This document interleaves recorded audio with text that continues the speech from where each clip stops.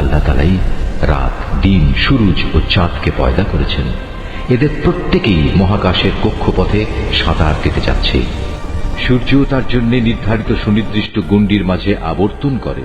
এটা হচ্ছে মহাপরাক্রমশালী সর্বজ্ঞ আল্লাহ তাআলারই সুনির্ধারিত নিয়ন্ত্রণ ব্যবস্থা।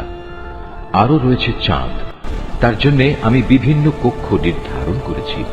কক্ষ পরিক্রমণের সময় ছোট হতে হতে তা এক সময় এমন ক্ষীণ হয়ে পড়ে যেন তা পুরনো খেজুরের একটি পাতলা ডাল।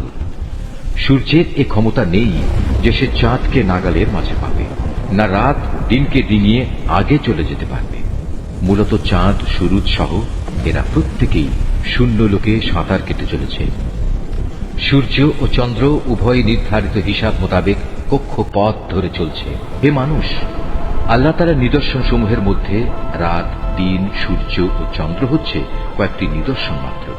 অতএব তোমরা সূর্যকে সিজদা করো না, চাঁদকেও নয়, বরং তোমরা সিজদা করো সেই আল্লাহ তাআলাকে যিনি এর সব কয়টি সৃষ্টি করেছেন। যদি তোমরা একান্তভাবে তাঁরই ইবাদত করতে চাও তাহলে এটাই হবে একমাত্র করণীয়।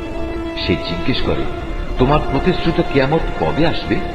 তুমি বলো, যেদিন সবার দৃষ্টি ধাঁধাযুক্ত হয়ে যাবে, যেদিন চাঁদ নিষ্প্রভ হয়ে যাবে, চাঁদ ও সূরজ একাকার হয়ে যাবে।